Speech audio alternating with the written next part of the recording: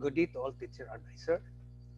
I'm going to share with you the process on conducting a meeting with our SPG officers using the parliamentary procedure. Parliamentary procedure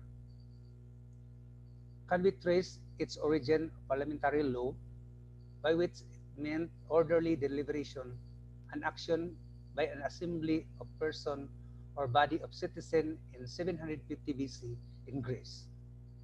In 450 BC, the Romans adopted the concept of self-government and expanded it with the institution of Roman Forum, where Roman orators addressed the General Assembly and the peoples afterward voted on pending questions.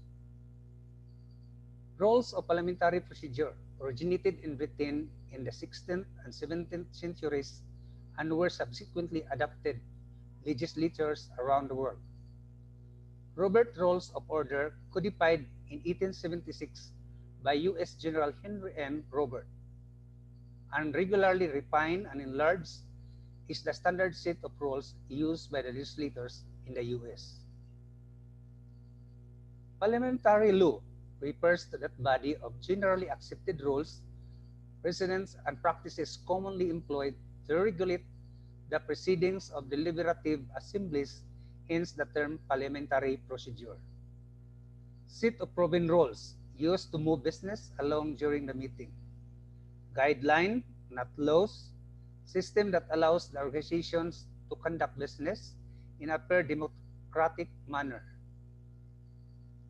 Functions, maintain decorum, ascertain the will of majority, facilitate the orderly and harmonious transaction of business of the assembly. Gavel, a small mallet used by the presiding officer by which to declare something, such as to approve or disapprove a motion.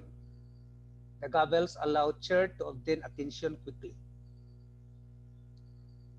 Gavel sizes and order codes. All gavels are sized according to the total length. We have 8 inches long, gavel letter code L, the least size. The 10 and 1/2 inches long, gavel letter code M, the standard size. 11 inches long gavel letter G, judge's size. Then we have the sound block. One tap signals for members participants to be seated and follow the completion of an item of business or disapprove something. Used to approve or disapprove something. 2 taps, call a meeting to order. 3 taps, signal for members to stand or disperse. Series of taps, restores order in the room. Meeting, gathering or assembly of the members of the organization for any length time during which there is unbroken deliberation, except perhaps for occasional and brief periods of recess. Regular meeting, special meeting, adjourned meeting. Quorum is the number of proportion of the members of the organizations which must be present at a particular meeting for the organizations to legally transact business. Determination of quorum. So what is majority? So 50% plus 1 of the members of the organizations present and absent shall be carried out. If quorum was not obtained, all agreements made during the meeting shall be considered null and void. Progress of motion. Parliamentary rules prescribe 8 steps in handling a motion. A motion is a formal proposal by a member of the deliberative assembly that this assembly takes certain action. Step number 1, obtaining the floor. Before a member is allowed to make motion, he should first obtain the floor. This is done by rising and addressing the chair by his title as Mr. President, Mr. Chairman, Madam Chair, Mr. Moderator, or other appropriate title. Step 2, recognitions from the chair. A member obtains the floor when presiding officer acknowledges him either by calling his name or by addressing him as Mr., Miss, the gentleman from, the honorable, or by simply pointing or nodding to him. Presentation of motion. A motion is introduced by a phrase. I move that, followed by a statement of the proposal, which should be couched in a brief but concise language. Example, I move that the Youth Formation Division of Region 10 will send 10 delegates to the YesOCam. I move that the following resolution be adopted. Resolved that. Step 4. Seconding the motion. Before a motion can be deliberated upon, it should, as a rule, be seconded.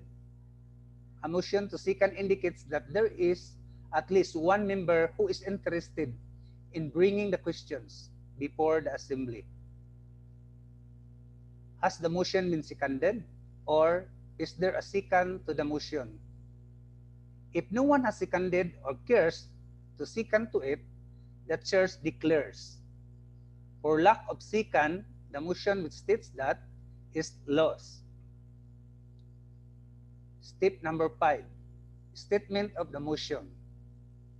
A motion is said to be official before the assembly for the consideration after the chair has stated it. The presiding officer states the motion by repeating it verbatim or in substance, and where appropriate by announcing that it had been seconded. It has been moved and seconded that the Youth Formation Division of Region 10 will send 10 delegates to YesO. Any remarks? More remarks? Then furthermore remarks. Or it has been moved and seconded that the following resolution be adopted. Resolved that. Any remarks? More remarks? Furthermore remarks. Step 6. Discussion of the questions. After the chair has stated the question, it is presented before the assembly for consideration, and it may be adopted upon or modified through amendments before action is taken on it. M is thou. M stands for motion, second motion, discussion, amendment, then objection. M is thou is M thou. It has been moved and seconded that the Youth Formation Division of Region 10 will send 10 delegates to the YesOCam. It comes to motion, the second motion, discussion, amendment, objection. Then after, another motion, second motion, discussion, amendments, objection. Step number 7, voting on the question. After the question has been thoroughly discussed and or amended, the chair brings to the assembly for action that is for approval, disapproval, or some other course of action. Step 8, announcing the vote. After the vote has been taken, the chair announces the result by declaring whether the motion has been approved or not. Parliamentary rules prescribe 8 steps in handling the motions. So there are the steps. Step 1, obtaining the floor. Step 2, recognition from the chair. Step 3, presentation of motion. Step 4, seconding the motion. Step 5, statement of the motion. Step 6, discussion of the questions. Step 7, voting on the questions.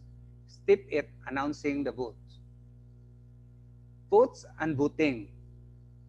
Objectives. To identify different kinds of votes. Determine the appropriate method of voting. So there are 5 kinds of votes. 1, majority vote. 2, percentage vote. 3, plurality vote. 4, tie vote. 5, unanimous vote. Majority vote may mean the following, depending on the roles of the organizations. A, majority of all legal votes. It is intended to mean at least 1/2 plus 1, or 50% plus 1, of the legal votes cast. It's sometimes known as simple majority. B. Majority of total votes based on the total votes cast regardless of their invalidity or irregularity. Majority vote may mean the following depending on the roles of the organizations.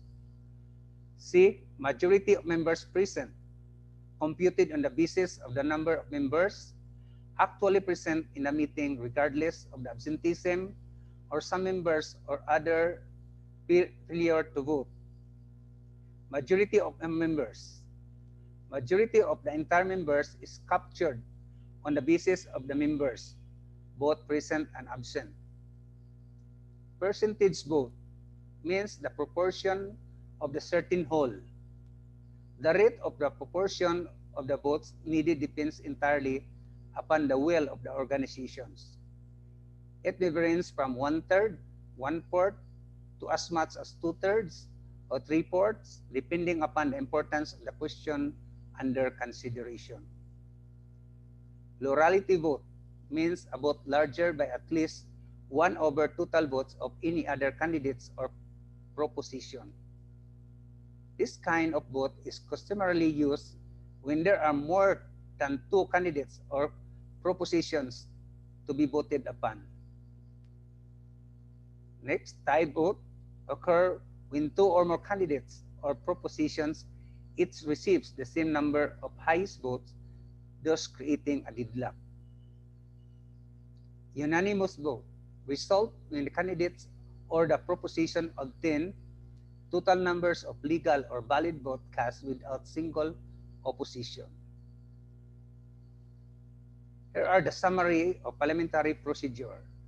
1. Quorum usually requires a majority for members to legally transact business. 50% plus 1 requires 1 tap of gavel. 2. Pambansang awit, optional, then opening prayer. 3. Call to order requires 2 taps of gavel, signal the start of the meeting. 4. Roll call, check the attendance. 5. Reading the considerations of the minutes of the previous meeting, checking the accuracy of minutes, record. Approval requires 1 tap of gavel. 6. Reading of the standing rules refers to any policy or rules of minor importance of contemporary character adopted by our organizations to carry some details of its government. Requires a majority vote. 7. Presentations of regular committee report. The committee chair will render the report. After its report is its adoption or acceptance. Approval of the report requires 1 tap of gavel. Permanent committees in SSG. 7 permanent committees in SSG. We have Executive Committee, Internal Affairs Committee, Secretariat, Finance Committee, Publicity Committee, Student Welfare Committee, and a Special Committee. 8. Presentations of Special Committee report. Special report arise only when they are needed. Method of its presentation follow committee report. 9. Considerations of unfinished business. Unfinished business is the agenda tackled during the last meeting that was not finished. This consideration is like that of the new business. 10. Considerations of unfinished business.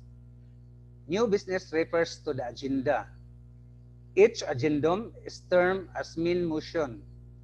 This is the main reason why there is a meeting. 11. Announcement. In some organization, the vice president reports. To some, the secretary. But in most organizations, the presiding officer does it. This is presented before the termination of the meeting so as to serve its purpose. Members are informed before they are dismissed. 12. The last, the adjournment. This is the formal end of the meeting. The chair taps the gavel once as he adjourns, 3 taps of the gavel as he dismisses the assembly. So those are the summary guide in conducting a meeting using parliamentary procedure. This is the end of my presentation. To all SSG, SPG advisor, have a nice day.